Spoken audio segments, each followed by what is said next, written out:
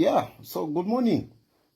By the way, I feel much better. Though I'm just lying around and yeah, of course, things are a little bit different around here now that my daughters are here. Anyway, I'm scrolling through TikTok and I found this interview of Donald Trump. By the way, Donald Trump did a very wonderful interview. It was really good. Anyway, there is this clip that I've just cut. There is something that is familiar, especially with what is currently happening in Zambia, weaponizing the justice system against the opponents.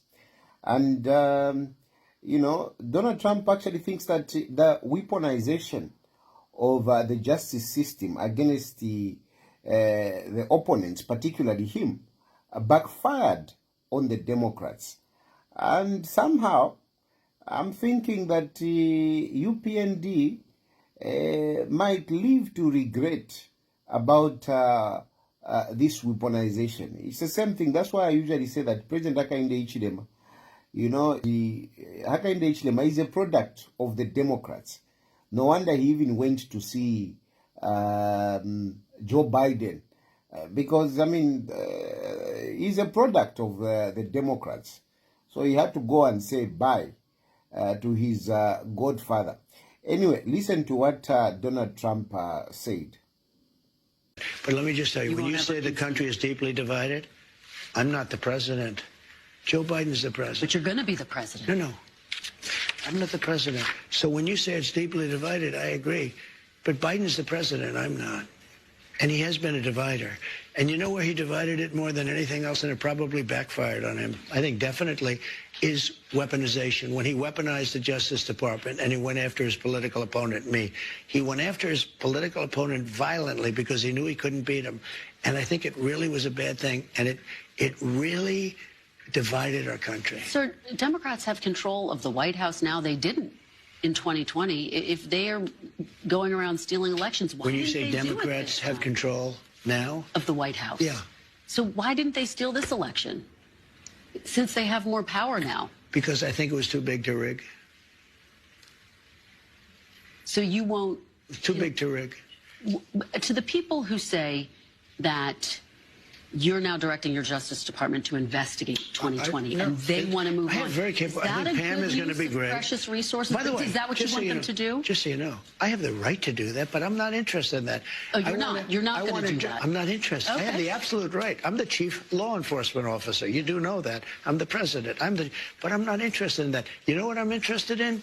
Drilling and getting prices down and stopping people from pouring into our border that come from prisons and mental institutions. Yeah. So you have heard.